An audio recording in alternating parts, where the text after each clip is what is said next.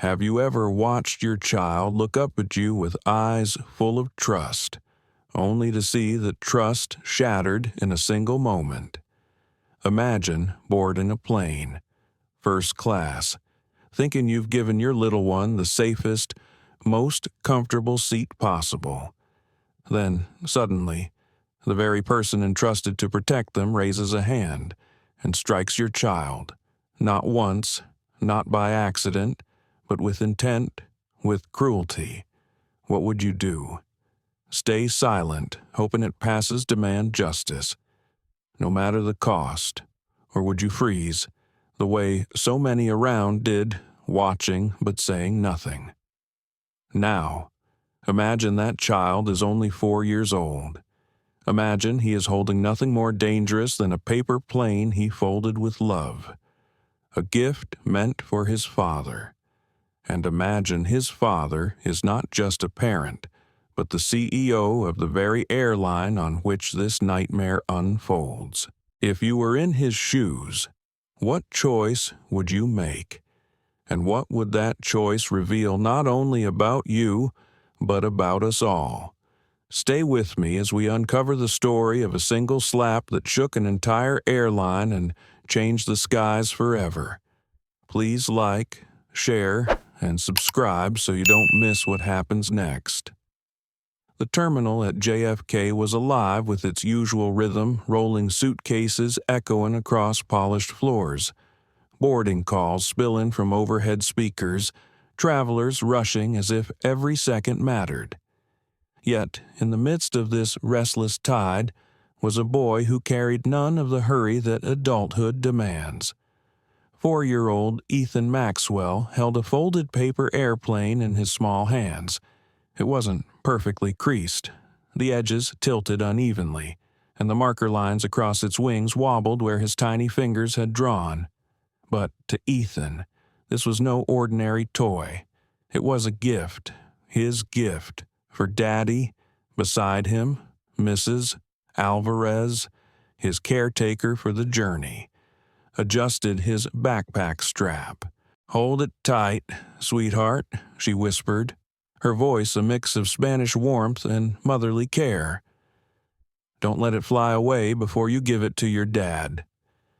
Ethan nodded solemnly, pressing the paper plane against his chest. His eyes sparkled with anticipation. He had practiced this moment all morning, imagining the look on his father's face when he handed it over. A plane, made by small hands for a man who built real ones. Because Ethan's father wasn't just any dad, he was Jordan Maxwell, the CEO of SkyVista Airlines, a man respected, admired, sometimes feared in corporate circles for his sharp mind and calm authority. Yet, to Ethan, he was simply Daddy, the man who promised bedtime stories no matter how many time zones he crossed. But today, Daddy was waiting in Atlanta, and this was Ethan's first time flying alone in first-class boarding was already underway when Mrs. Alvarez guided him to the gate. The first-class lane shimmered with its own quiet privilege, fewer passengers. Polished smiles from the staff, the promise of wide leather seats and glasses of chilled champagne. Ethan wasn't old enough to understand the price tag behind those perks. To him, it was just the place where Daddy sits. As they stepped into the cabin, Ethan's eyes widened. Rows of spacious seats curved like thrones, screens glowed softly, a faint scent of leather mixed with brewed coffee. He gasped, clutching Mrs. Alvarez's hand. "It's like a castle," he whispered. She smiled, patting his head.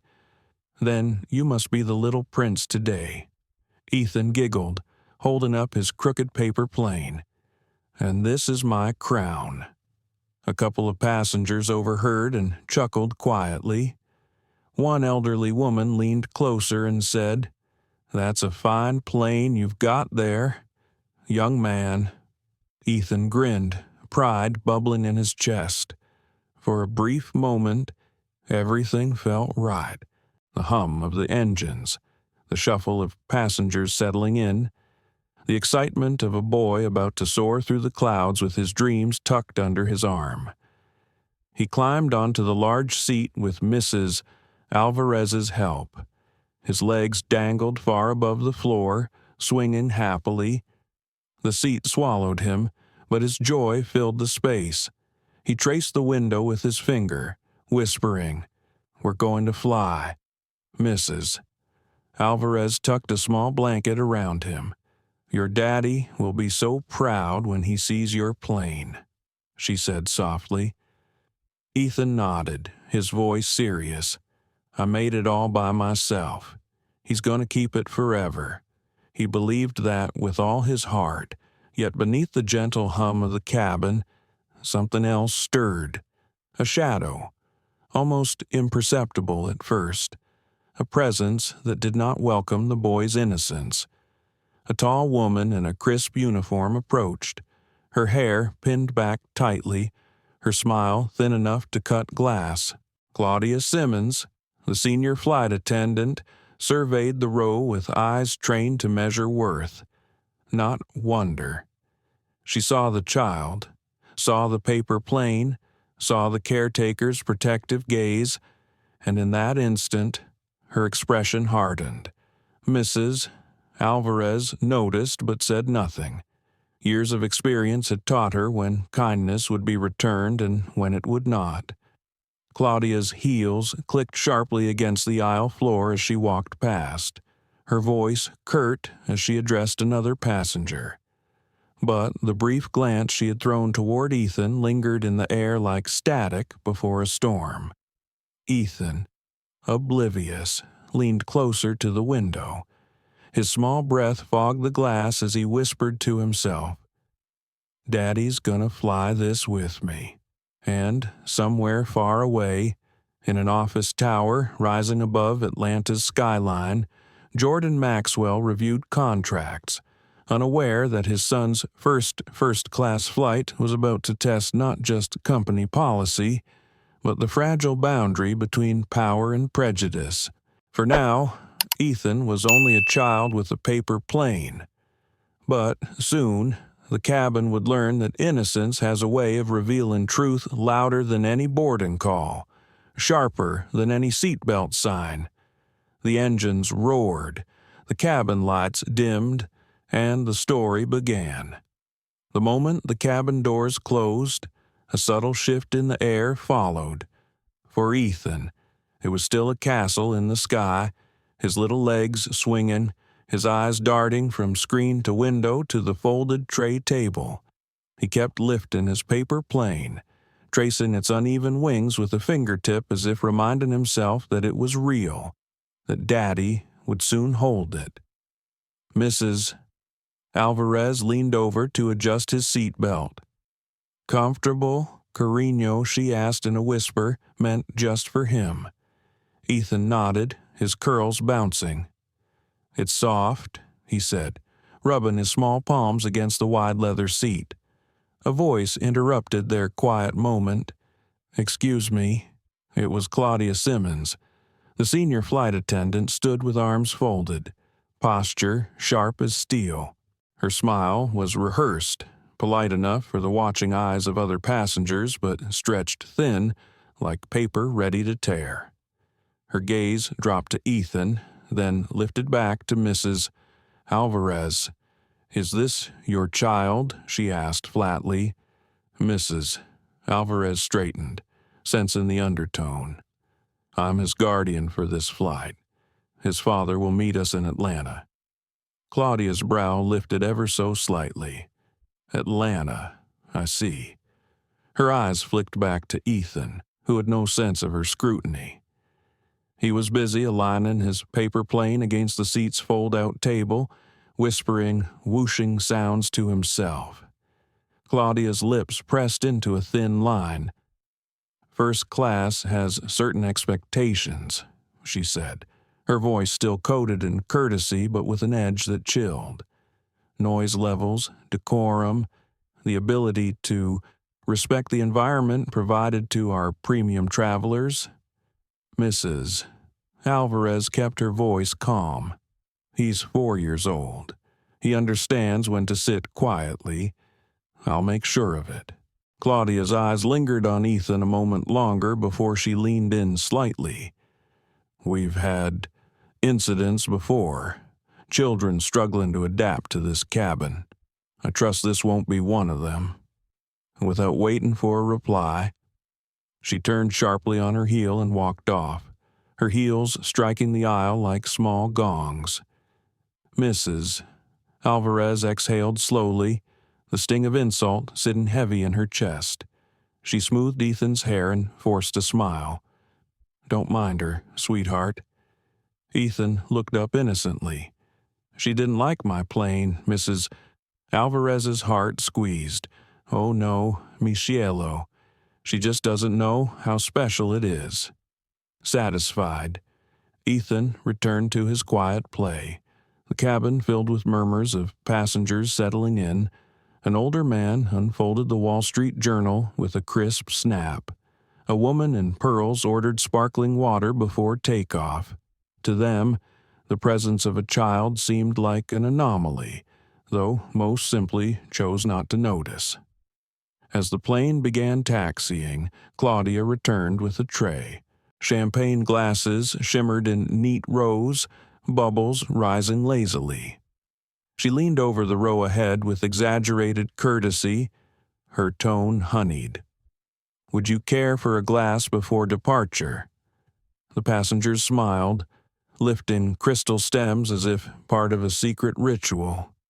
When she reached Ethan's row, her tone cooled. "For you," she said to Mrs. Alvarez, placing a small bottle of water without asking. Then she turned her gaze toward Ethan. "And for him, perhaps some juice when we're in the air? Until then, please keep him seated." Ethan, who had been waiting for his turn, lifted his paper plane hopefully. "I don't need juice. I have this." Claudia's eyes narrowed. "That's not appropriate for this cabin." Her hand darted forward, and before Mrs. Alvarez could stop her, she plucked the paper plane from Ethan's hands. He gasped, mouth open in shock. "Mrs." Alvarez reached out. "Excuse me." "That's his." Claudia pressed the plane back down onto the tray table, flattening it under her palm as though pinning an insect. "We maintain a standard here," she said quietly, though her words sliced sharp enough for Ethan to hear. "Toys belong in coach. Please keep that in mind." The boy's lower lip trembled. He didn't cry yet. He only looked at his guardian with wide, uncertain eyes, as though trying to understand why something he had made with pride was being treated like trash. "Mrs. Alvarez's chest burned. He's not bothering anyone. Please return it." Claudia hesitated, then lifted her palm. The paper plane was creased, a little crushed now. She placed it back in front of Ethan with a dismissive flick. "Very well, but keep it out of sight when the service begins." And she walked away again, her perfume lingering like an aftertaste of disdain. Ethan picked up the plane gently, stroking its bent wing as though soothing it. His voice was a whisper. "It still flies." Mrs. Alvarez wanted to gather him up, to tell him none of this mattered, that his father's embrace would erase it all. But something inside her tightened. She had worked with children for over 20 years, and she knew the difference between a harmless scolding and the sharp edge of contempt.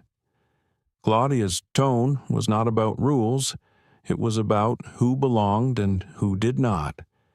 As the engines roared louder and the plane lifted off the runway, Ethan pressed his forehead against the cool window, gripping his paper plane tight. "We're flying," he whispered with a small smile, reclaiming his joy.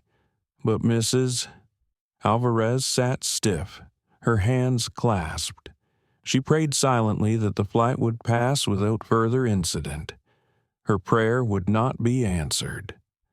The service began once the plane reached cruising altitude. Passengers received trays lined with porcelain dishes, silver cutlery, linen napkins folded with precision. Claudia floated down the aisle with grace practiced over years, her smile wide for some, thin for others. When she reached Ethan's row, she set down a tray in front of Mrs. Alvarez's salad, warm bread, a tiny dish of butter shaped like a rose. Then she placed a smaller tray before Ethan. On it was a plain plastic cup of water and a packet of crackers. Mrs. Alvarez looked up. "Is there no children's meal?" Claudia didn't break her smile. "This is sufficient." Ethan glanced at the crackers. He looked around, watching other passengers dip bread into soups, slice into tender beef, lift glasses of wine. His small hands tightened around the packet, but he said nothing. Mrs. Alvarez swallowed hard. He had a special meal ordered. His father made the request. Claudia's eyes flashed with irritation before smoothing back into practiced calm.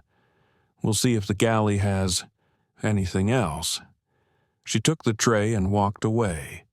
Minutes passed, 10, 15. Other passengers finished their starters. Ethan sat quietly, tracing circles on the tray table, his crackers untouched.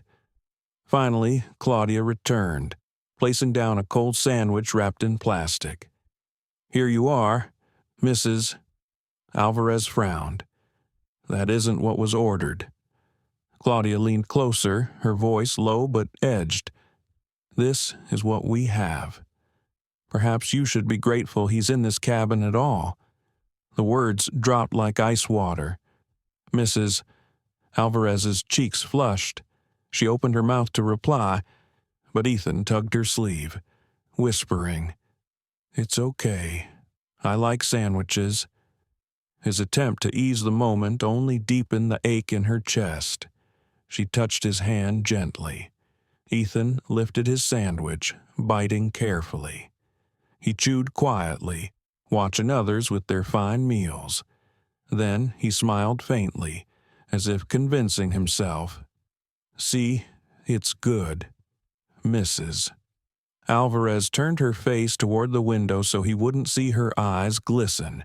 Claudia moved down the aisle, offering dessert menus to other passengers, her voice warm again, her laughter tinkling when a businessman made a joke. But behind her, at 30,000 feet, a child clutched a crooked paper plane and a cold sandwich, learning far too early what it feels like to be unwelcome in a place that was supposed to hold wonder. And, for the first time, Mrs. Alvarez wondered how she would explain this flight to Jordan Maxwell when they landed. The hum of the engines filled the silence left behind after the meal service. Most passengers returned to their newspapers, their screens, their half-finished glasses of wine.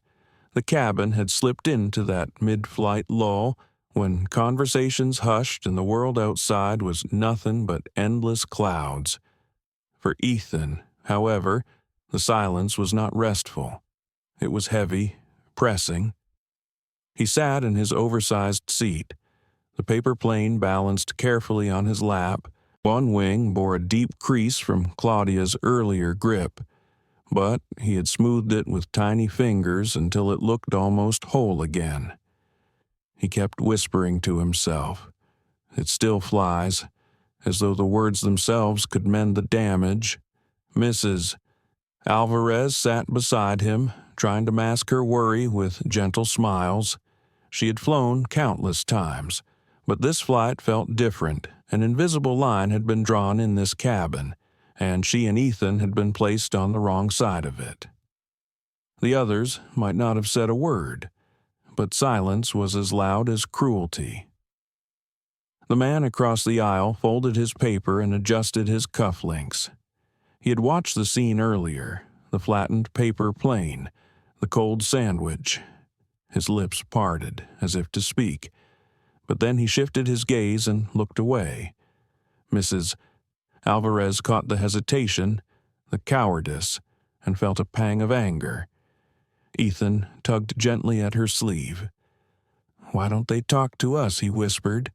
She smoothed his hair. "They're just busy, cariño. But I said hi to the lady in the pearls." She didn't answer. His voice was small, confused. Mrs. Alvarez's throat tightened. Sometimes people forget how to be kind. Ethan frowned, his small brow creasing. He leaned down, picking up the sandwich he had abandoned earlier. The bread had gone dry. He took a bite anyway, chewing slowly. Mrs. Alvarez wished she could take the tray away, give him something better, but she knew asking again would invite more disdain. The intercom chimed. Claudia's voice, calm and professional, filled the cabin. "Ladies and gentlemen, we are now cruising at 35,000 feet.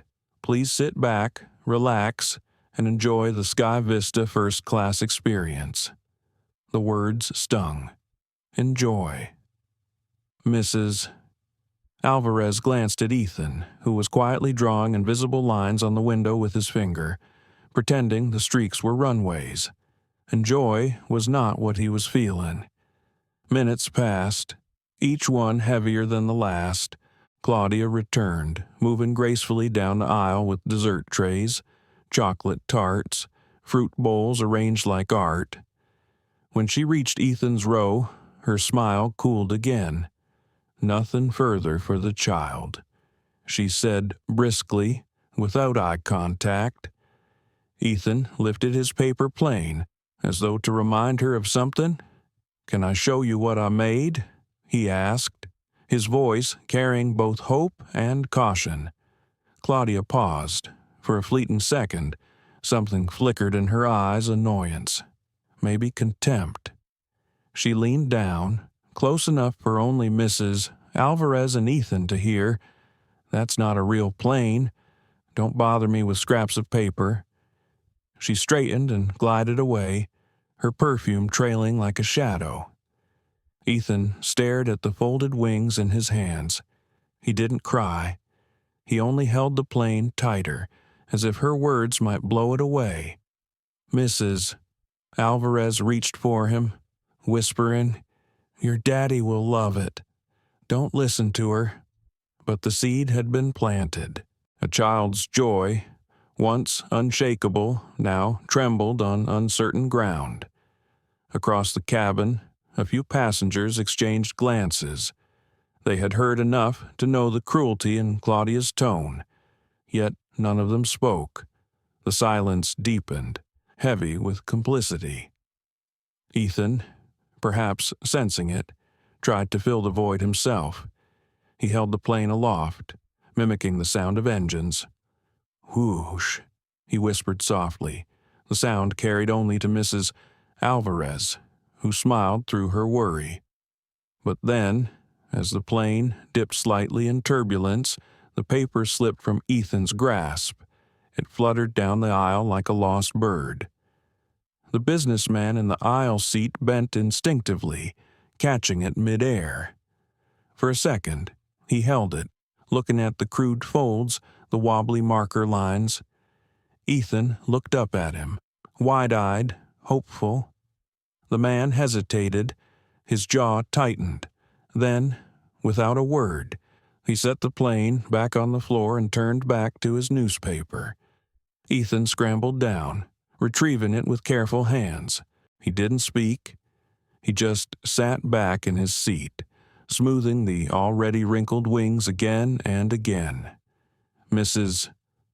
Alvarez felt her chest ache. This was the divide, she realized, not just between first class and coach, not just between adults and a child. It was a divide between those who chose to see and those who chose silence. The hours stretched. Claudia passed through the cabin again, checking on passengers.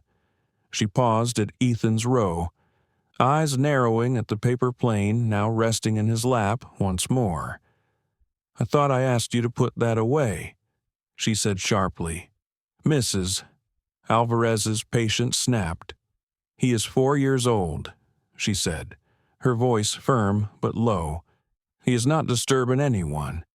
Let him keep what little comfort he has." Claudia's eyes glittered cold. "Comfort comes in many forms, madam.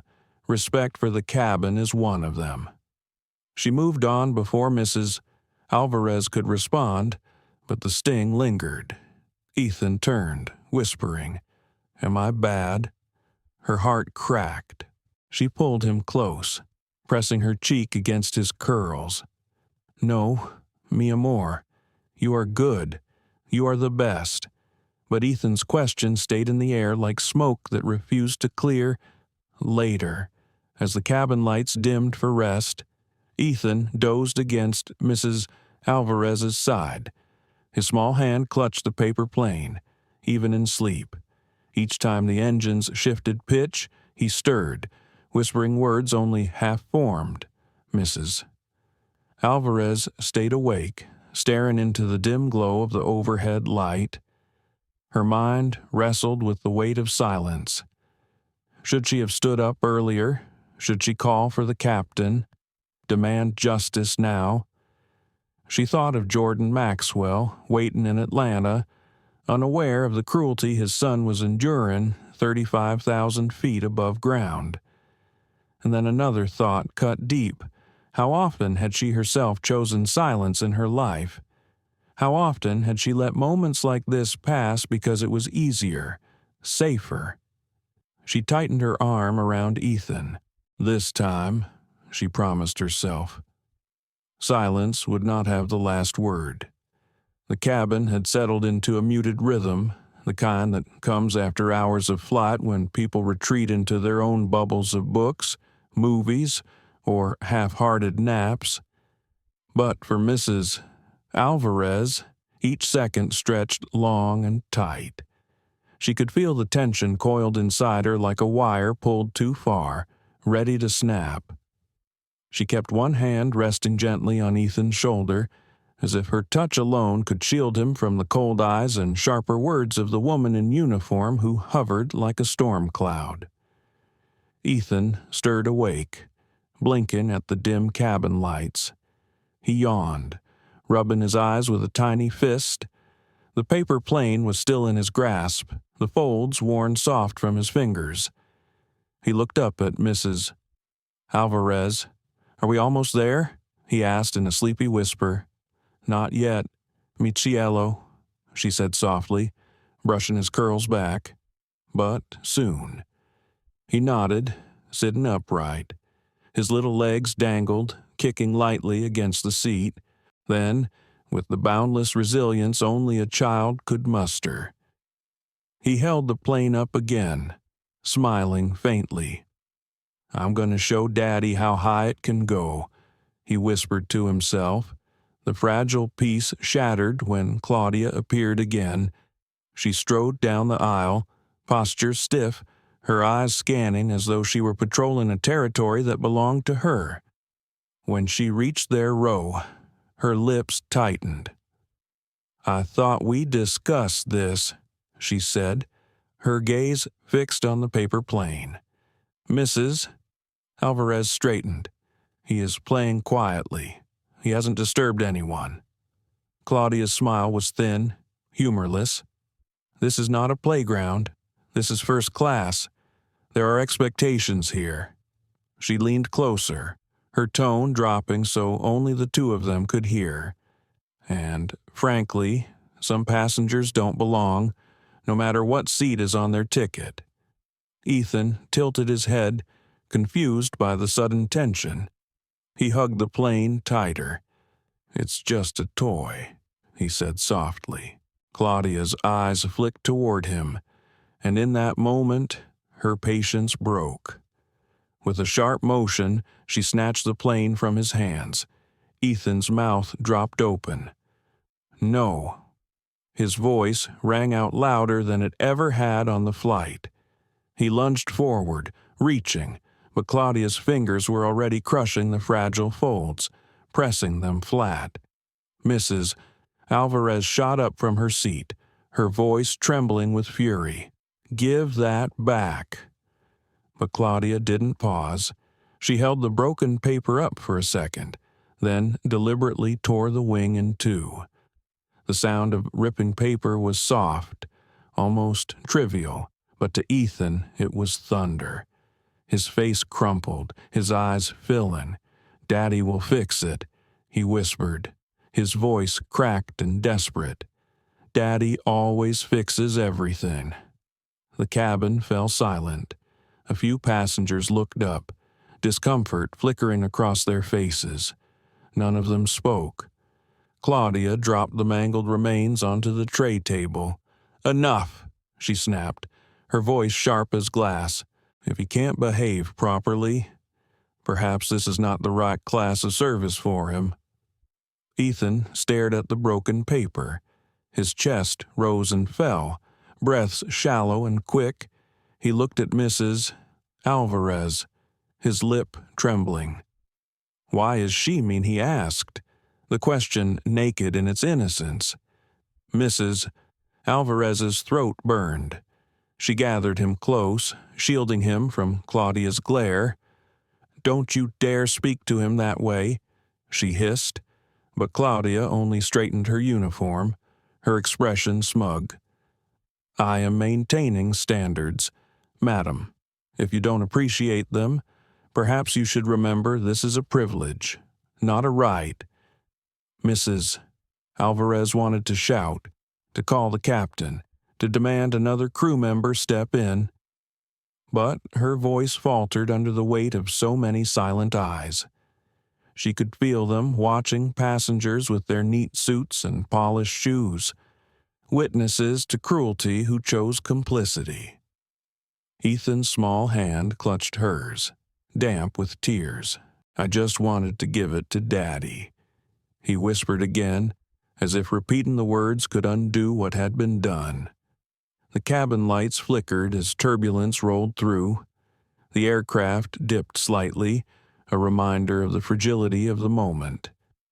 Claudia turned on her heel, striding away, leaving behind the sting of humiliation and a child's broken treasure. Mrs. Alvarez picked up the torn pieces, pressing them gently into Ethan's hands. "We'll make another. Cariño," she whispered. But she knew the truth. What had been destroyed was not just paper, but a piece of his pride. Ethan's tears slipped silently down his cheeks. He tried to smile, tried to be brave. "Daddy will fix it," he said again, clinging to the only truth that made sense in his world. The silence that followed was heavier than before. Passengers shifted in their seats, some avoiding eye contact, others staring out windows as if the clouds could shield them from their shame. Mrs. Alvarez sat back, her arm wrapped tightly around Ethan. Anger burned in her chest, but beneath it lay a deeper wound, a realization that silence was not neutrality. It was betrayal. She wanted to stand, to force every passenger to look at the boy beside her and see the cruelty they were allowing. But all she could do was hold him and hope that the promise of his father's love would outweigh the pain of this moment. Ethan sniffled, wiping his face with the back of his hand. His voice was small, determined. "I'm still going to tell Daddy. Even if it's broken, he'll know I tried." Mrs. Alvarez kissed the top of his head, her own eyes wet. "Yes, mi cielo. He will know, and he will be proud." But as she said it, her mind tightened with a question she could not shake. What would Jordan Maxwell do when he found out, not just as a father, but as the man who held the power to change everything this flight represented? The engines hummed steady, the seatbelt sign glowing faintly. The night outside was endless, stars pricking the darkness like watchful eyes. Inside the cabin, however, the watchfulness of people felt more like abandonment. Claudia returned once more, this time with coffee for the man in pearls and cognac for the businessman with cufflinks. Her smile was warm, charming, a mask polished to perfection. But when her gaze flicked toward Ethan's row, it cooled instantly. Mrs. Alvarez stared back, her own expression no longer meek. She knew now that a line had been crossed. Claudia hadn't just broken a toy, she had broken dignity. Ethan curled against her side, clutching the torn plain pieces close to his chest. His eyes fluttered shut, exhaustion tugging him toward sleep. But even as he drifted, he whispered the same words, soft and sure. Daddy will fix it. And Mrs. Alvarez, with her heart pounding and her resolve hardening, whispered back into the dark, yes, he will. The plane moved smoothly through the night sky, but inside the cabin the air was brittle. Mrs. Alvarez sat stiff in her seat, her eyes fixed on Ethan's small hands that clutched the broken pieces of his paper plane as if they were priceless. His cheeks were still blotched from tears, but he fought bravely to keep them from falling again. She rubbed slow circles on his back, whispering soft words of comfort in Spanish, though deep down she knew no words could mend the damage already done. Ethan shifted, his gaze darting around the cabin. He watched the polished adults lifting wine glasses, flicking through glossy magazines, pretending not to notice him. It wasn't cruelty in their eyes, but something colder, indifference. That, Mrs. Alvarez thought bitterly, can wound deeper than malice. The boy's lips trembled. He lifted the mangled paper wings once more, as if hoping they might magically reassemble themselves. If Daddy was here, he whispered, she wouldn't do that. Mrs. Alvarez tightened her arm around him. Your daddy loves you very much. He'll be proud of you no matter what shape this plane is in. Her words were barely spoken when Claudia Simmons returned. Her shoes tapped the aisle floor with precise rhythm. She paused at their row, her arms folded, her smile taut as a stretched wire. She looked at Ethan, then at Mrs. Alvarez, her voice curt. I warned you already. This behavior cannot continue. Mrs. Alvarez raised her chin. He has done nothing wrong. He is quiet. He is seated. He's only holding what belongs to him. Claudia's lips thinned further. Passengers in this cabin expect peace. A crying child waving scraps of paper does not create that environment. The words pierced Ethan's ears. He sat frozen, clutching the plane tighter, his eyes wide. Please, Mrs. Alvarez said firmly, leave him be. But Claudia did not. With a sharp motion, she reached again, yanking the fragile remains from Ethan's grasp. The boy gasped. No. His voice rose high, shrill with desperation. He lunged forward, small hands trying to reclaim his treasure. Claudia's face twisted with irritation. And then, before anyone could stop her, she struck him. The sound cracked through the cabin like thunder, a sharp slap against tender skin. Ethan reeled back, stunned, his cheek flushing crimson almost instantly. His eyes filled, his tiny mouth opened, but no words came, only a choked sob. For a split second, the entire cabin froze. Forks stopped mid-air, pages stopped turning. The silence was heavier than any turbulence. Mrs. Alvarez's heart leapt into her throat. She pulled Ethan into her arms, her voice breaking with fury. How dare you? Claudia's chest heaved, her face pale but defiant. This is unacceptable. If he cannot behave, he should not be here. Gasps rippled from a few passengers, but no one moved. The businessman with cufflinks shifted uncomfortably.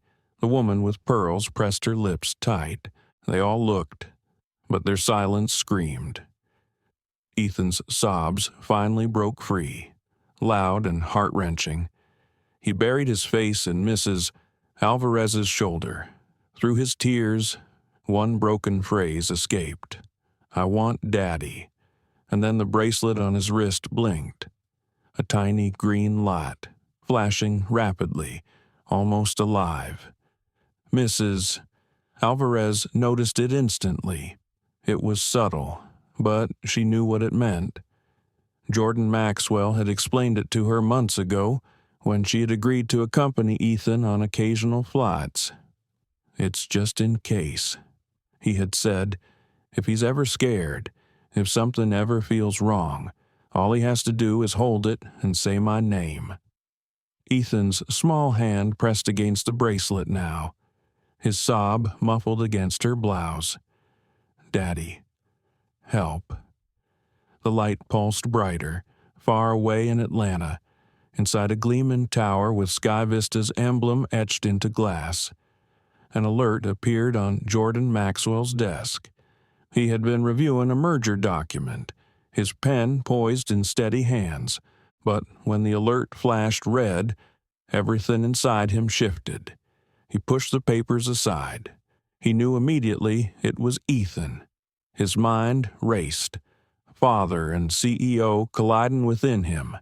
He wanted to storm out, to rage, to find the person who had dared harm his son.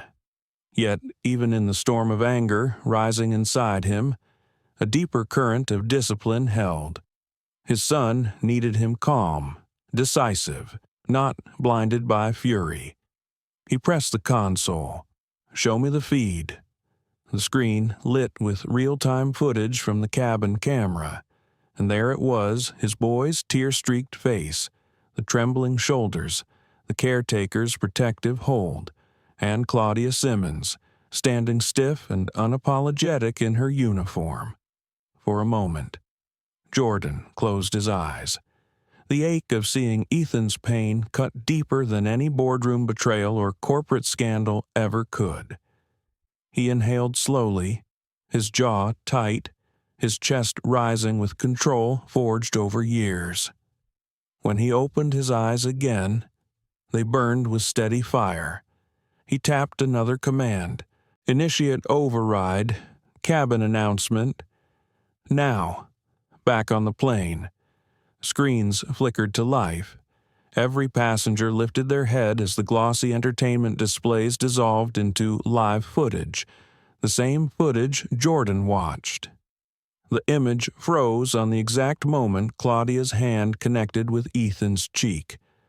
The slap echoed once more, replayed by the speakers in grim detail. Gasps filled the cabin. This time, there was no hiding, no pretending not to see. The truth was lit up for all to witness. Then, a voice filled the air, calm, deep, measured, the voice of Jordan Maxwell.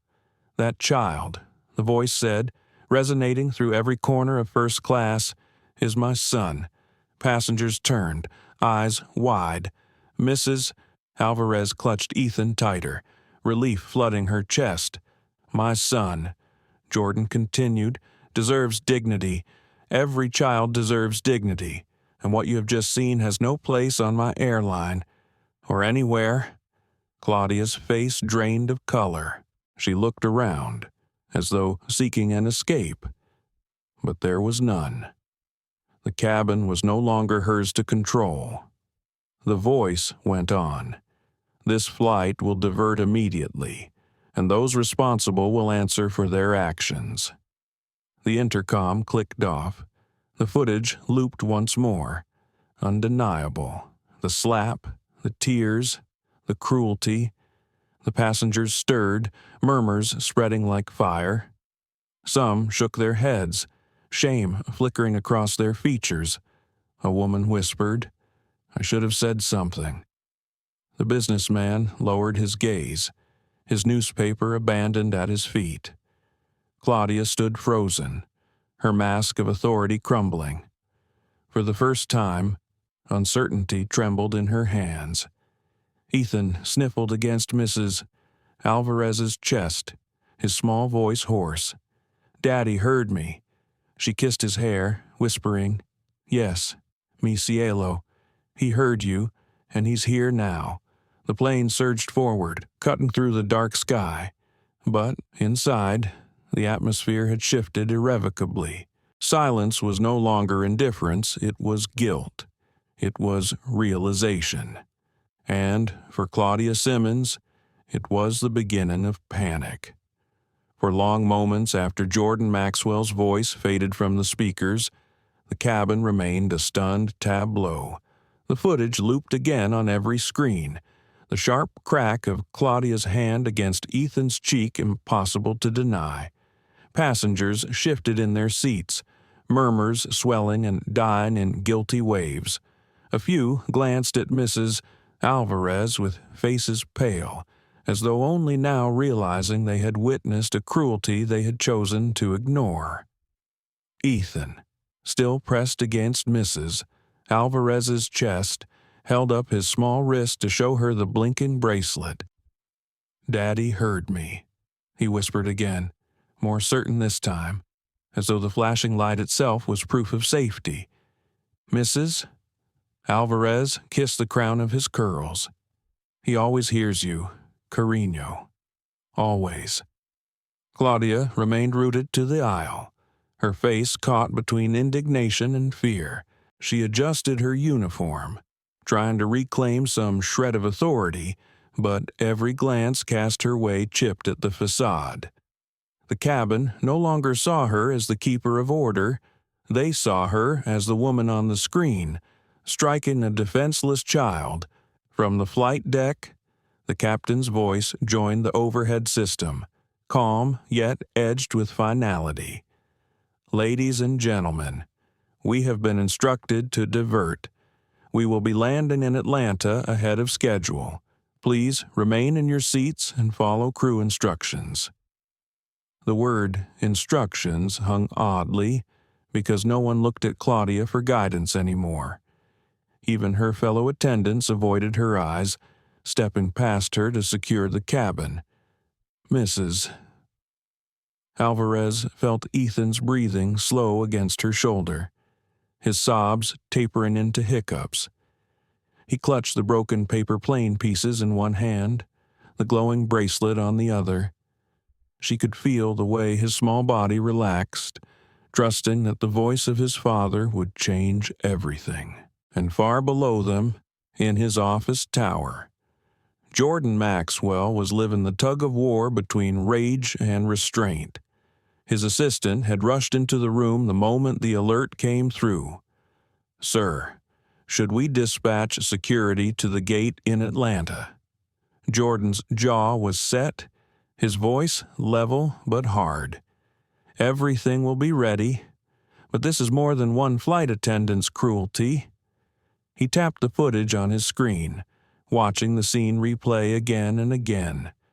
"This is a test of who we are as a company and as people." Inside, though, his heart raged. He had seen his boy's tears, his small voice calling for him. He wanted nothing more than to hold Ethan, to erase the pain. Yet he knew that every decision now mattered. His son's dignity was tied to something larger, an entire airline's culture, an entire system that too often chose silence over justice. He leaned back in his chair, closing his eyes briefly. His late mother's voice seemed to echo in memory. "Power isn't about what you can do in anger, Jordan. It's about what you choose to do in calm." He opened his eyes. "Fire steady, prepare the statement," he told his assistant, "and contact the board. They'll want to know why this flight will be remembered long after it lands, back on the plane." The atmosphere shifted with each passing minute. Screens still glowed, frozen on the incriminating frame. Passengers whispered, guilt mixing with relief that someone else had finally taken control. A young woman across the aisle leaned toward Mrs. Alvarez and spoke softly. "I saw everything. I'll testify if needed. It was the first voice of solidarity. Mrs. Alvarez's eyes watered with gratitude. Thank you, she whispered back. Ethan peeked up, his cheeks still flushed but his spirit mending. She believes me, he asked. She does, Mrs. Alvarez said gently. And others will, too. Claudia, however, was unraveling. She marched toward the galley, trying to compose herself. But passengers watched her now with open suspicion. Gone was the unquestioned authority she had worn like armor. In its place was a brittle mask that cracked each time her eyes darted toward the glowing screens. The captain appeared briefly at the front of the cabin, his presence commanding in its calm authority. He didn't address Claudia. He didn't need to. His words were for everyone else. I assure you, ladies and gentlemen, your safety is my priority. We will be on the ground soon. Please remain patient. As he returned to the cockpit, whispers spread like wildfire. A man muttered, "Can you believe she did that?" Another answered, "I should have said something earlier." The silence that had once protected Claudia now betrayed her, as passengers confessed their complicity in low, ashamed voices. Ethan's bracelet flashed again, softer now. He tugged at Mrs. Alvarez's sleeve. "Does it mean Daddy is talking?" She smiled faintly. "It means he's watching. Mi cielo. And he's making sure everything will be right." The boy leaned into her, finally allowing his eyes to close. His breaths steadied, sleep tugging at the edges of his exhaustion. Even as dreams pulled him away, his small hand remained tight around the paper plane fragments. Mrs. Alvarez gazed at him, her heart heavy yet buoyed by hope. She thought of Jordan, the man whose strength carried not just his company but the promise he had made to his son that he would always protect him, no matter the distance, no matter the hour. Tonight, that promise had taken form in a flashing bracelet and a voice that filled a cabin with truth. As the plane cut through the night sky, every mile closer to Atlanta was a mile closer to reckoning. Claudia paced the galley, rehearsing excuses in her mind. Passengers replayed the scene in theirs, guilt pricking sharper with each loop of the footage. And Mrs. Alvarez sat steady, whispering to the boy in her arms, "Sleep, mi amor. When you wake, Daddy will be waiting." The seatbelt sign chimed on as the captain announced their initial descent into Atlanta. Passengers shifted upright, fastening belts, stowing away glasses of wine and half-finished desserts. But beneath the ordinary ritual of landing, a tremor of unease lingered. Everyone had seen the footage. Everyone had heard the voice of Jordan Maxwell echo through the speakers. And everyone knew that once wheels touched the ground, nothing would be the same. Mrs. Alvarez sat rigid, her hand resting protectively on Ethan's head. The boy was awake again, blinking sleep from his lashes, his cheek still faintly flushed from the slap. He looked out the window at the glowing clusters of city lights below, his voice hushed. "Is Daddy there already?" "Yes, mi cielo," she whispered, her heart tightening with the truth of it. "He's waiting for you." Ethan pressed the broken paper plane pieces to the window, as if showing them to the night. "I'll tell him I tried to keep it safe." Her throat caught. "He'll know. He'll see how brave you were. In the galley." Claudia stood with trembling hands hidden behind her back. Her polished exterior had crumbled into brittle fragments. Every word she might have used as justification had turned to ash once the footage spread through the cabin. Her authority was gone, her uniform nothing but fabric. She tried to steady her breathing, but panic coiled tighter with every passing second. She could feel the passenger's eyes darting toward her, not with respect but with disgust. The captain's voice returned, calm but edged with gravity. "Ladies and gentlemen, we have been given priority clearance into Atlanta. Upon landing, please remain seated. There will be personnel boarding immediately." The words stirred a ripple. Everyone knew who those personnel would be for. Ethan tugged at Mrs. Alvarez's sleeve. "Why are they coming?" She met his gaze with gentle honesty. "Because sometimes, mi amor, when someone does something very wrong, the world must see it and make it right." The boy thought about this, his brow furrowing, like when Daddy fixes things at work. "Yes," she said softly, "just like that." The descent quickened. The glow of Atlanta grew brighter, filling the windows with its restless sprawl. Inside, silence returned this time, not out of indifference, but anticipation. When the wheels struck the runway with a thunderous thud, Ethan flinched, then giggled at the bump. "We're here," he said, his small voice carrying both relief and expectation. The engines roared as the aircraft slowed. Passengers craned necks, sensing the gravity of what was to come.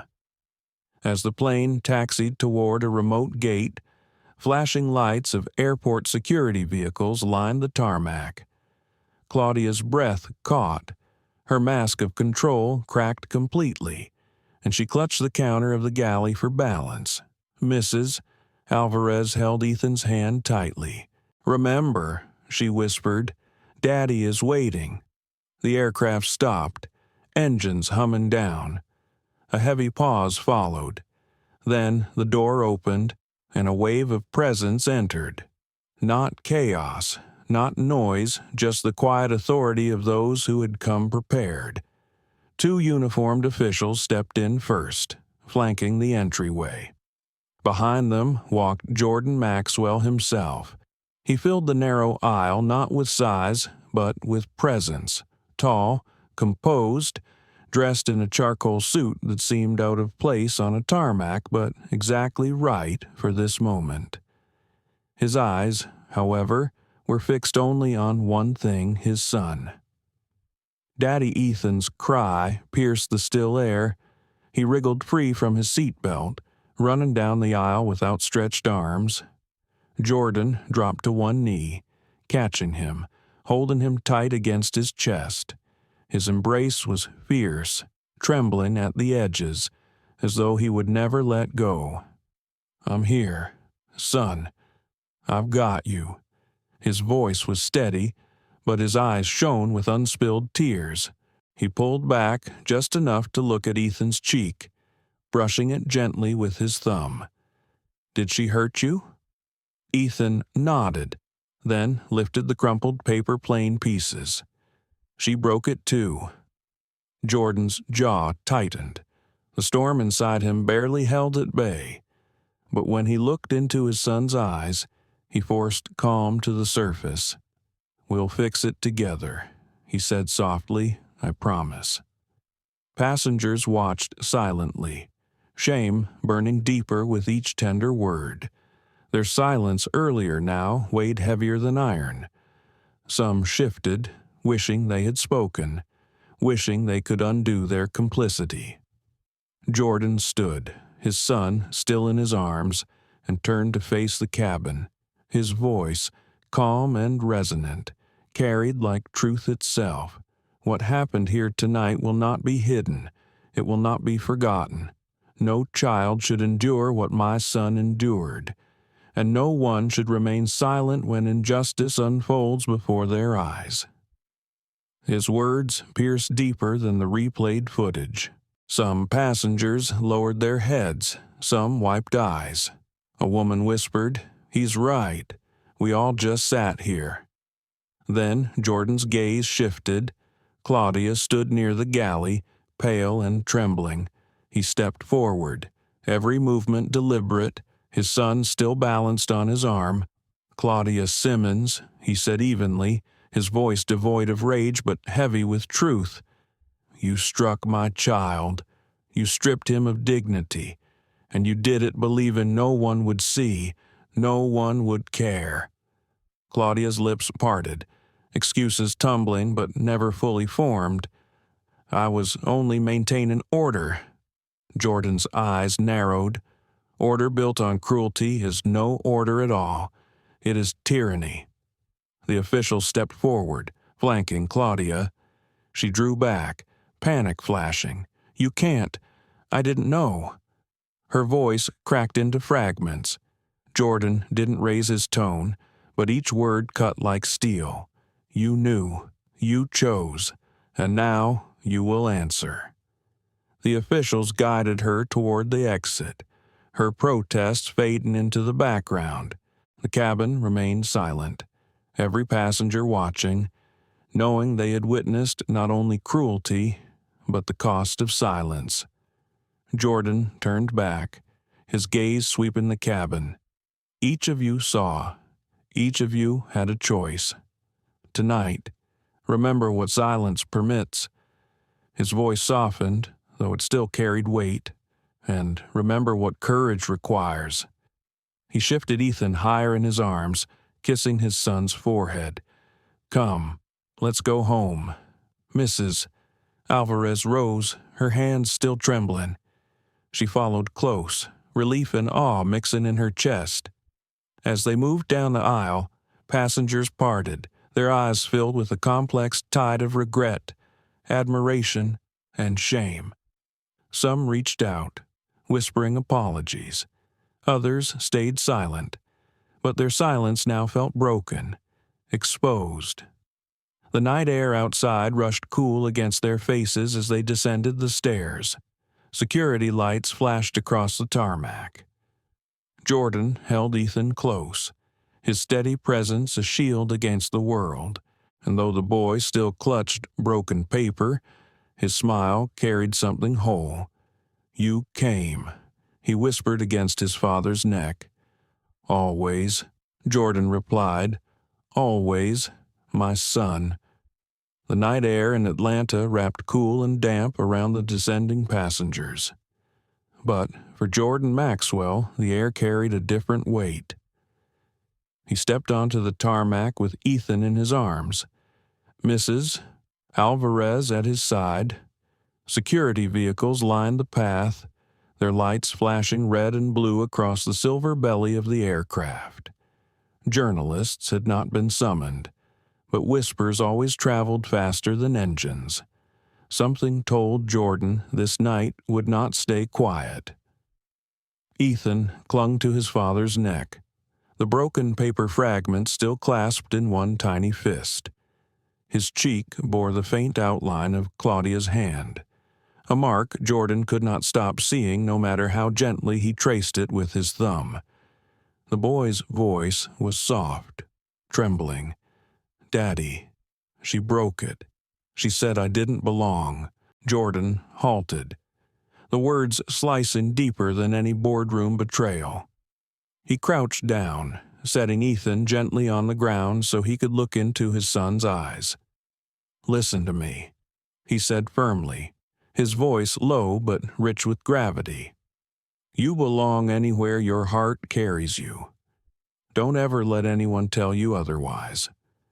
Ethan nodded slowly, his lip quivering. He held up the torn plane. "But it won't fly now." Jordan studied the fragile scraps, his chest tightening. He smoothed one bent wing with his finger. "Maybe not tonight," he admitted, "but we'll build another one. And this time, it'll be stronger, just like you." The boy's eyes softened with trust, and he leaned into his father's arms again. Mrs. Alvarez, watching silently, wiped her own eyes. She had witnessed cruelty and silence all evening, but here was the healing she had prayed for. Behind them, the officials escorted Claudia off the plane. Her protests had dulled into hollow murmurs, her steps unsteady, The once commanding flight attendant was now just a woman stripped bare by her own choices. Passengers disembarking avoided her gaze, some shaking their heads, some whispering under their breath. She had been the face of order. Now she was the emblem of disgrace. Jordan kept his focus forward. There would be time to deal with Claudia formally. For now, his priority was the boy in his arms, and the message the world would hear through him. A black sedan waited near the security line. Doors open. Inside, two senior executives from SkyVista sat stiffly, their expressions shadowed with dread. Gregory Hall, the chief operating officer, stepped forward nervously. "Mr. Maxwell, we came as soon as we—" Jordan cut him off with a steady glance. "Not tonight." His tone was calm, but his eyes warned against excuses. "Tonight is not about reports or damage control. Tonight is about my son." Gregory swallowed hard, retreating. Jordan slid into the back seat with Ethan and Mrs. Alvarez, the door shutting softly behind them. The car pulled away, leaving the aircraft shrinking into the distance. Ethan's head rested against his father's chest, his breathing steady now, though the occasional hiccup betrayed his earlier sobs. "Mrs." Alvarez finally spoke, her voice quiet but firm. "Jordan, I tried to shield him, to reason with her, but no one would stand with us. They all looked away." Jordan's jaw tightened. "That silence is the disease," he said, his voice heavy. "Racism thrives not only on cruelty, but on cowardice." He looked down at his son, who was half asleep in his lap. "And it's my responsibility to show him a world where silence is no longer acceptable." The car wound through the quiet roads toward the SkyVista executive terminal. Jordan's phone vibrated, but he ignored it. He had no patience for board members scrambling to protect stock prices. Instead, he whispered to Ethan, smoothing his hair, "Rest now, son. Tomorrow, we begin fixin' more than just a plane." Ethan stirred, his words slurred with drowsiness. "Will you tell them not to be mean again?" "Yes," Jordan promised, "and we'll make sure no other child has to hear those words you heard tonight." The boy sighed, drifting into sleep. Hours later, after Ethan was safely carried into the warmth of their Atlanta home and tucked beneath blankets, Jordan sat alone in his study. The weight of leadership pressed against him harder than any quarterly crisis. He opened his laptop, replaying the footage once more. The slap, the tears, the silence of every passenger. He paused the frame at Ethan's face the moment his son's eyes widened in shock, the fragile innocence cracked by cruelty. Jordan's chest burned, yet beneath the fire, a deeper current stirred resolve. He opened a blank document, fingers steady on the keys. The title came first, "The Maxwell Initiative Restoring Dignity in the Skies." The words flowed: mandatory compassion training, independent passenger advocacy lines, immediate suspension for any crew accused of misconduct until investigation, and a zero-tolerance policy against racial bias. But it wasn't just policies. He drafted mentorship programs, scholarships for underrepresented youth in aviation, and a promise that no passenger, no child would ever be made to feel lesser again aboard SkyVista. At the bottom of the page, he wrote a single line in bold silence's complicity: "Our skies must be free of both." He leaned back, exhaling slowly. His mother's voice whispered again in memory, "Choose calm, Jordan, but never choose silence." Outside the study, the house was quiet. Ethan slept peacefully, his broken paper plane resting on the nightstand beside him. For now, that was enough. Tomorrow would bring reckoning, reform, and a message to every corner of the industry. Jordan closed the laptop gently. His hand brushed against the fragments of paper he had carried back from the plane. He smoothed them once more, whispering softly to the empty room. "We'll build another sun, stronger, higher." And as dawn approached, painting the horizon faint gold, Jordan Maxwell knew that this night the night silence shattered would echo far beyond the tarmac. By morning, the news had already broken. Though Jordan Maxwell had made no statement, passengers from the flight had carried the story into the world. Videos leaked some grainy cell phone recordings, others screen captures of the broadcast Jordan himself had triggered. Headlines blared across television screens and online platforms. Flight attendant slaps child in first-class SkyVista CEO's son targeted. The public reaction was immediate and furious. Talk shows dissected every frame of the footage. Commentators debated the silence of the passengers, and hashtags spread like wildfire. Dignity in the skies. Justice for Ethan. No more silence. In his Atlanta office, Jordan stood at the wide glass windows, watching the sunrise over the city. His son was safe at home, still asleep with the broken paper plane on his nightstand. But Jordan's heart did not rest. He knew today would define not only his company, but his legacy as both a father and a leader. Gregory Hall, the COO, entered cautiously. "Mr. Maxwell, the board is demanding a meeting. They want immediate containment, media strategy, legal positioning, suspension of the crew." Jordan turned, his expression calm, but his eyes sharp. "Containment is not enough. We are not sweeping this into silence." Gregory shifted uneasily. "But the shareholders will see what real leadership looks like."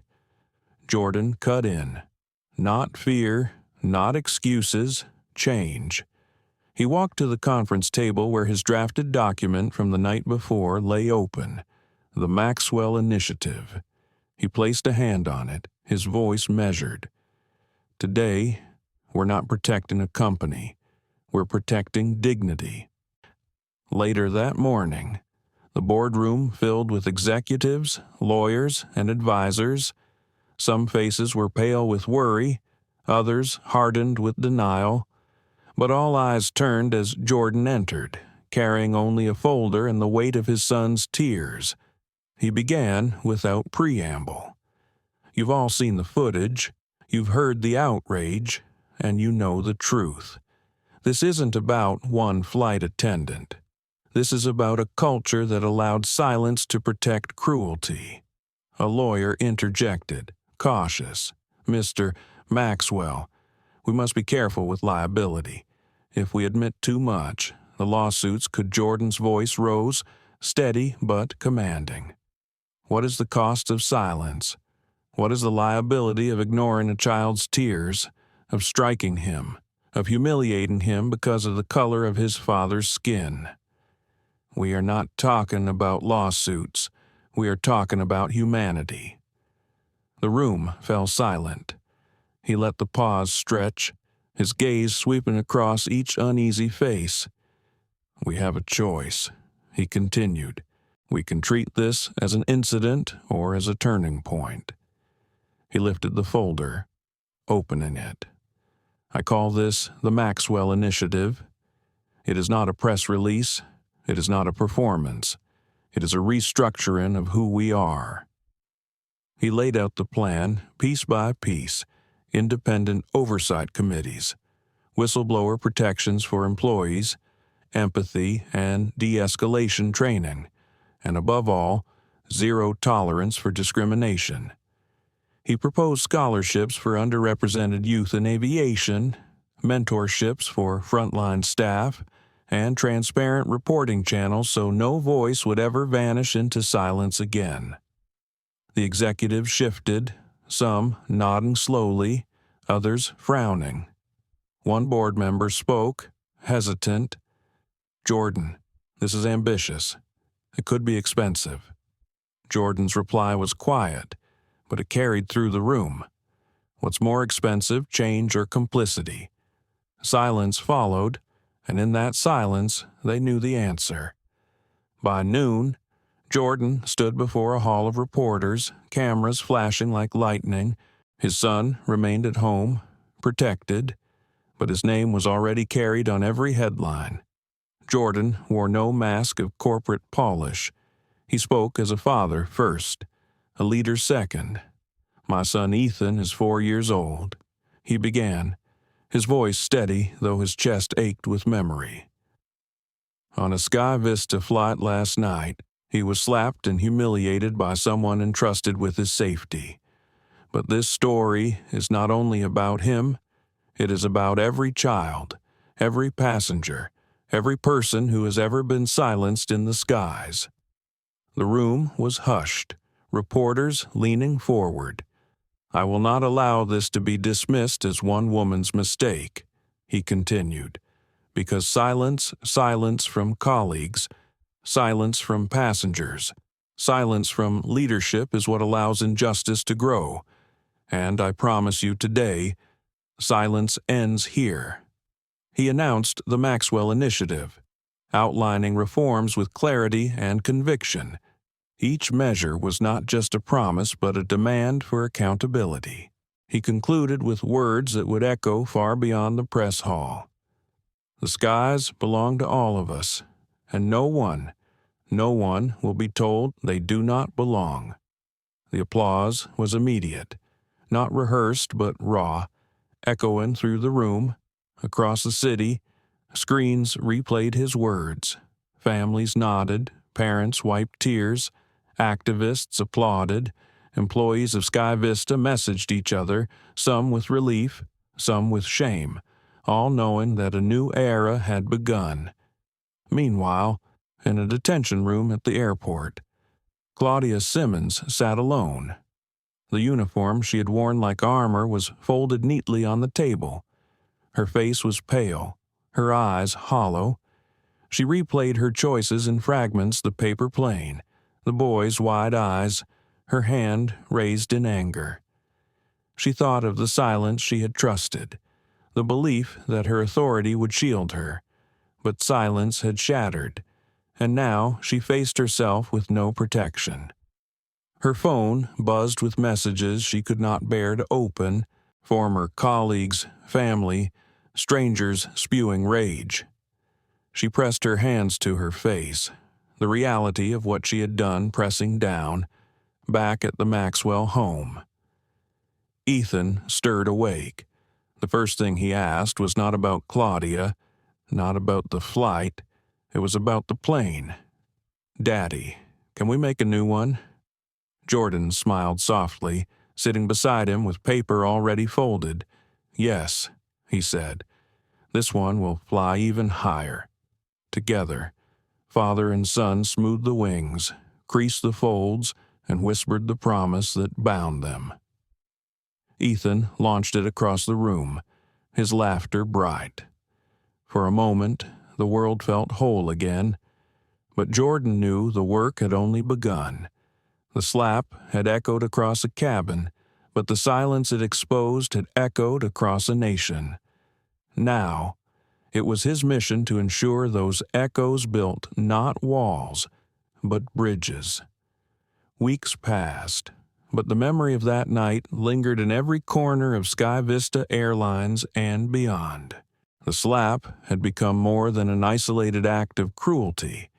It had become a mirror. People across the country looked into it and saw their own silences, their own failures to speak when it mattered most. And, for many, it became a turning point. For Jordan Maxwell, the days that followed were relentless. Meetings stretched into nights, interviews piled into dawns. He carried the weight of his son's tears in every speech, in every reform he pushed forward. Yet, amid the strain, He remained grounded by one truth. This was no longer just about SkyVista. It was about rewriting how people treated each other when power and prejudice crossed paths in everyday life. The Maxwell Initiative rolled out with remarkable speed. Crews underwent immersive empathy training. An independent oversight board was formed, staffed not by executives but by community leaders, advocates, and everyday passengers. A new hotline was launched, promising swift and transparent investigation of complaints. And most symbolic of all, every new aircraft carried a plaque near the boarding door, etched with Jordan's chosen words, "Dignity is not optional. It is our duty." Employees, once fearful of change, began to feel pride. Stories surfaced of attendants kneeling to comfort crying children, of captains intervening to protect nervous passengers, of colleagues standing up against prejudice in real time. For the first time in decades, SkyVista was not just an airline, it was a movement, but at home, the work was quieter, gentler. Each evening, after the press calls and strategy sessions ended, Jordan returned to Ethan. Together, they built planes, paper planes, wooden models, even one painted bright blue with glitter on its wings. Ethan launched them from the staircase, laughing as they dipped and soared. "This one goes higher than the clouds," he would say, his small voice carrying a confidence that had been nearly stolen from him. Mrs. Alvarez watched from the sidelines, her heart softening each time father and son bent together over folded paper. She saw how Jordan's strength steadied Ethan, how his calm words planted seeds that would grow far beyond childhood. "He'll never forget this," she told Jordan one night. "Not the pain, but the way you answered it with truth, not silence." Jordan nodded slowly. "I want him to know that even broken things can be remade, stronger, brighter, but I also want him to know the world doesn't change on its own. Someone has to choose to change it." One evening, a letter arrived. It was from a passenger who had been on the infamous flight, the businessman with cufflinks who had sat across the aisle. His words were raw with confession. "I saw everything. I chose silence, and that silence has haunted me since. I want you to know that your son's courage woke something in me. I will not be silent again." Jordan read the letter twice, then passed it to Mrs. Alvarez. She pressed a hand to her mouth, her eyes glistening. "Even guilt can be a seed," she whispered. Jordan folded the letter, placing it gently in a drawer with Ethan's broken paper plane. Both were reminders of wounds, of truths, of the possibility of growth. The public response was not all supportive. Critics accused Jordan of exploiting his son's pain for corporate image. Others argued the reforms were too costly, too radical. But for every critic, there were families sending letters of gratitude, parents who whispered thank you when they saw him in airports, children who waved paper planes in solidarity. And through it all, Ethan healed. The bruise on his cheek faded, replaced by a brighter glow in his smile. He no longer whispered, "Do I belong now?" When he boarded a plane, he held his father's hand and said with confidence, "This is ours too." One spring afternoon, SkyVista hosted its first day of dignity at Hartsfield-Jackson Airport in Atlanta. Employees, passengers, and families gathered beneath banners carrying Ethan's drawing of a paper plane. Jordan stood on stage with Ethan perched on his hip. Cameras flashed, but his words were spoken not for headlines, but for hearts. "Children remind us of what matters," he said, his voice carrying across the hall. "Their laughter, their tears, their hope." Ethan reminded me, and I hope reminded all of us, that dignity is not negotiable. It belongs to every person, in every seat, on every flight, in every corner of life. He set Ethan down gently. The boy looked out at the crowd, clutching his new blue plane. With the innocent courage only a child could summon, he held it high and said, "Everyone should get to fly." Applause thundered, some wiped tears, others simply clapped harder, their hearts moved by a truth too pure to deny. In that moment, Jordan felt the pain of the past weeks soften into something larger.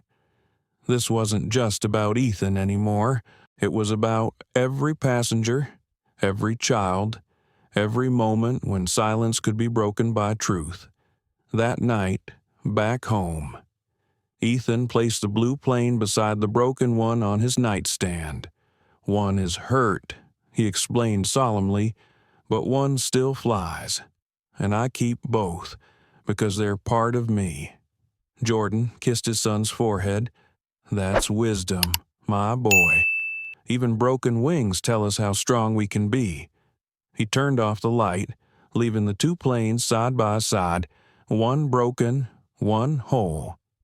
Both part of the story that had reshaped not only an airline, but countless hearts. As he closed the door, Jordan whispered into the quiet hall, almost as if speaking to the night itself. "This is how healing begins. Not by erasing pain, but by building something higher from it, and somewhere deep inside." He knew this story would continue not in headlines, but in the quiet choices people made each day to stand, to speak, and to protect dignity in places where silence once reigned. The story of Ethan's flight no longer belonged only to the Maxwells. It had become something larger, something that reached into living rooms, classrooms, boardrooms, and even churches across the country. Parents repeated the story to their children. Teachers used it as a lesson on kindness, and airline workers whispered about it in break rooms with both shame and hope.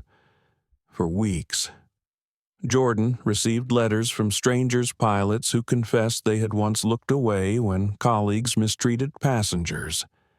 Mothers who said their children asked why people stayed silent. Fathers who promised never again to ignore cruelty.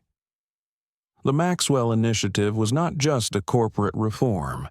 It had lit a spark in the conscience of everyday people. Still, Jordan knew momentum was fragile. The headlines would fade, critics would grow louder, and cynicism would try to erode the progress. He needed to keep the fire alive. Not for his image, but for Ethan and for the countless unseen children who might one day face what his son endured. An opportunity came when the Senate Committee on Transportation invited him to testify.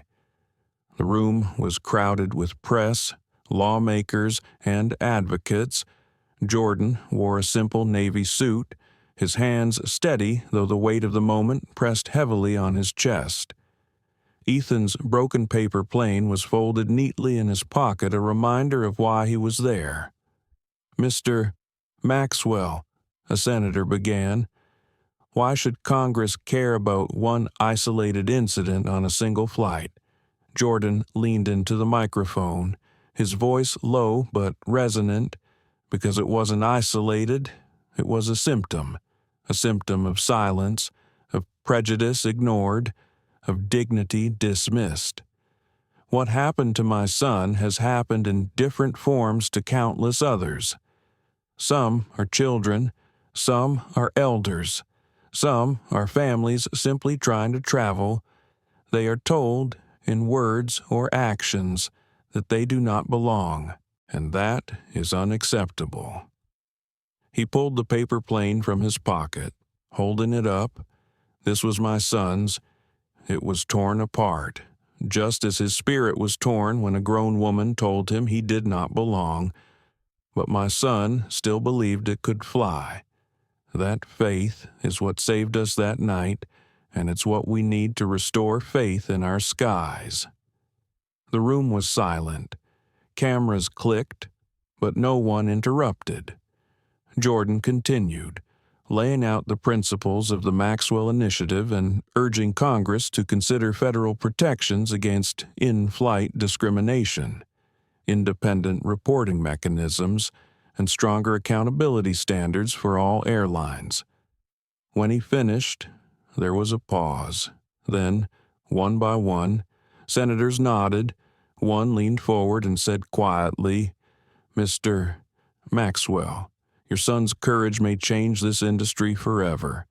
Back home, Ethan was too young to understand Senate hearings or federal reform. What he did understand was the new habit his father had created every Sunday morning. They would go to the park with stacks of paper, folding planes together and launching them into the wind. Sometimes other children joined. Soon, families began arriving with their own paper planes, saying, "We came because of Ethan's story." One Sunday, a little girl handed Ethan a bright red plane. "My mom said you were brave," she told him shyly. "This is for you." Ethan grinned, his eyes shining. "We can fly them together." Mrs.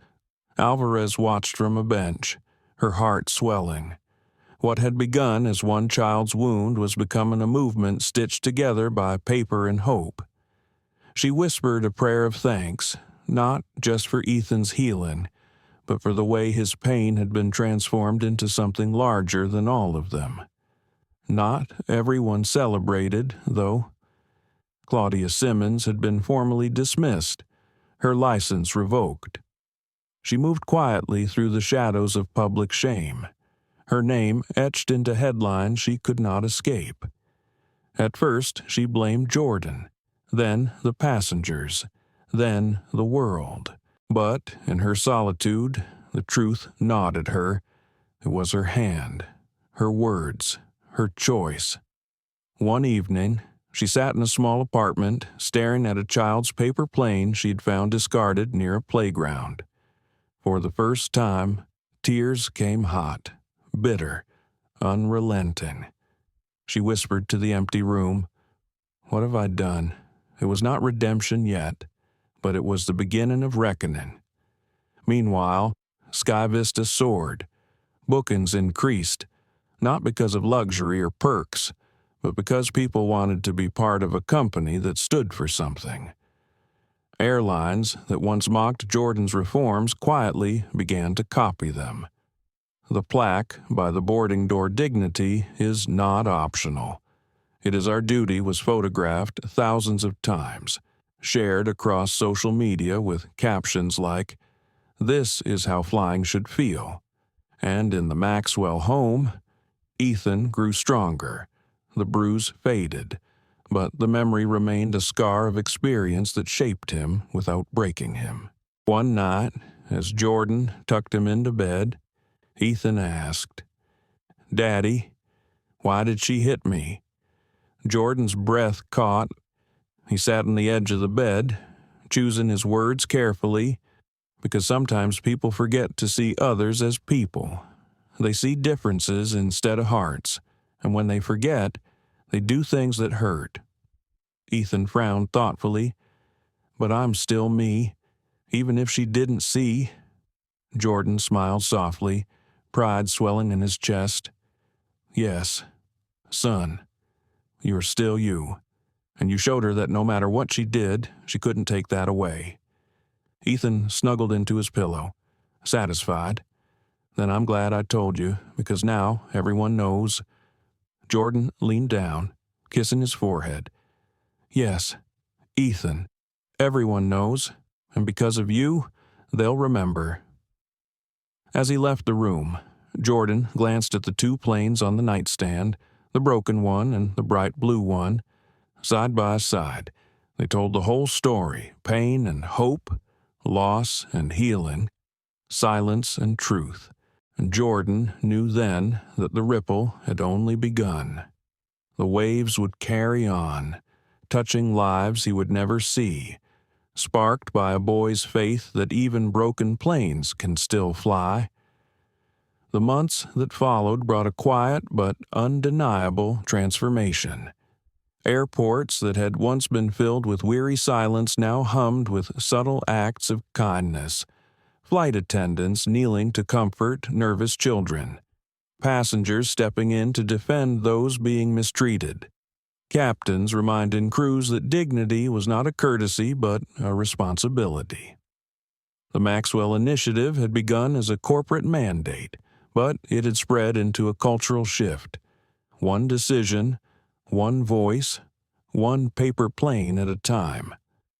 Jordan Maxwell often found himself reflecting on how quickly life had changed. He had built SkyVista with a vision of innovation and service, but he never imagined that the true legacy of his company would be born not from technology or profits, but from his son's tears.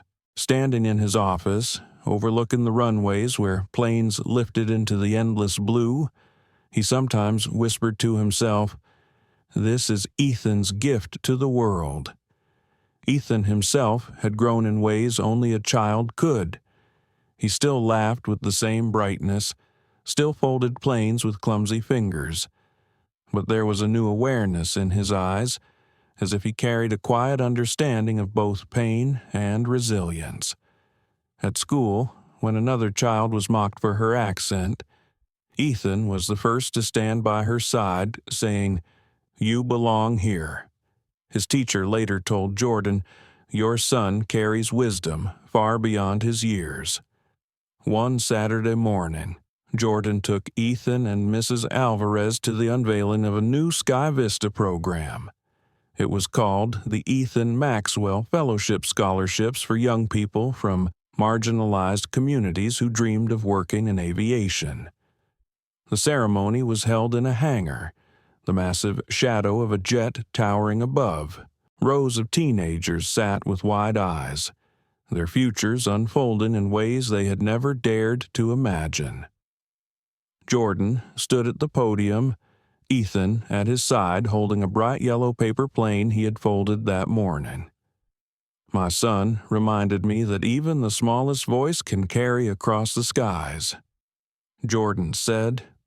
"Today, we honor that truth by opening doors for voices too often ignored. These fellowships are not charity. They are an investment in brilliance waiting to soar." The students erupted in applause. Ethan, shy but proud, tossed his yellow plane into the crowd. It sailed perfectly, caught by a girl who clutched it to her chest like a treasure. After the ceremony, Mrs. Alvarez wiped her eyes discreetly. "You've built more than an airline, Jordan. You've built a future." He smiled softly, watching Ethan chase the students between the rows of seats. "No," he replied, "Ethan built it. I just followed." But even as hope spread, shadows remained. Claudia Simmons, once a name feared by passengers and respected by colleagues, now lived in anonymity. She avoided airports, avoided crowds, even avoided mirrors. Yet she could not escape herself. One evening, she received a letter no sender listed. Inside was a single paper plane, folded neatly, its wing inscribed with 4 words, "It's never too late." She stared at it for a long time, hands trembling. It was not forgiveness, not yet, but it was an invitation to change. And for the first time, she considered the possibility. Meanwhile, SkyVista continued to lead the industry in reforms. Other airlines, under pressure from the public and lawmakers, adopted similar programs. Legislation inspired by Jordan's testimony moved through Congress, creating national standards for in-flight accountability and anti-discrimination protections. The skies themselves seemed to shift, not free of prejudice, but no longer protected by silence. One evening, Jordan and Ethan sat on their back porch. The sun dipped low, painting the horizon in gold. Ethan balanced a new paper plane on his knees, carefully creasing its wings. "Daddy," he asked, "will people always remember what happened?" Jordan considered the question, then answered gently. "Some will, some may forget. But what matters is that we keep living the lesson. We keep choosing kindness, even when it's hard. That's how memory becomes legacy." Ethan thought for a moment, then launched the plane into the twilight. It caught a breeze and soared higher than either expected, gliding until it disappeared into the fading light. "Then that's what I want," Ethan said quietly. "I want people to remember to be kind." Jordan pulled his son close, his heart swelling with pride. "And they will, Ethan. Because you showed them how." Later that night, as Ethan slept, Jordan stood by the window, looking out at the stars. The world still carried prejudice, cruelty, and silence. But it also carried hope, and hope had a way of multiplying. He thought of the planes on Ethan's nightstand, the broken one, the blue one, the yellow one from the fellowship ceremony. Together, they told a story of pain, resilience, and healing. A story not just of one boy or one family, but of everyone who had ever been told they did not belong. Jordan whispered into the quiet, almost as a prayer, "May the skies always remind us every seat, every soul, every story matters." And somewhere across the country, in classrooms where teachers spoke of courage, in living rooms where families folded planes together, in airports where new plaques gleamed by boarding doors, the story lived on, not as a headline, but as a truth carried in countless hearts. Dignity is not optional. It is our duty. The story of Jordan and his son Ethan reminds us that dignity is not a privilege. It is a birthright. A slap on a child's face was not just about one cruel act. It was about silence. The silence of those who watched and did nothing. In our lives, too, we encounter moments where injustice happens right before our eyes. Maybe it's at the workplace, in a store, on the street, or even within our own families. The easy path is to stay quiet, to look away, to let someone else carry the burden. But silence allows cruelty to grow. Jordan's response shows us another way. He did not explode in rage, nor did he bury the truth. He chose calm strength, accountability, and systemic change. His son's pain became the spark for reforms that touched thousands. We may not be CEOs, but we all hold power, the power of voice, the power of choice, the power to protect dignity where it is at risk. For older generations especially, this lesson carries deep weight. The example we set, the choices we make in moments of injustice, ripple through our children and grandchildren.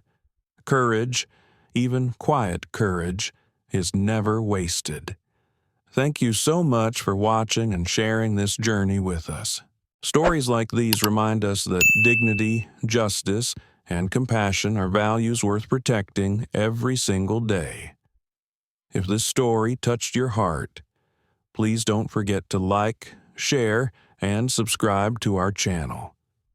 Your support helps us bring more stories of courage, hope, and change to life.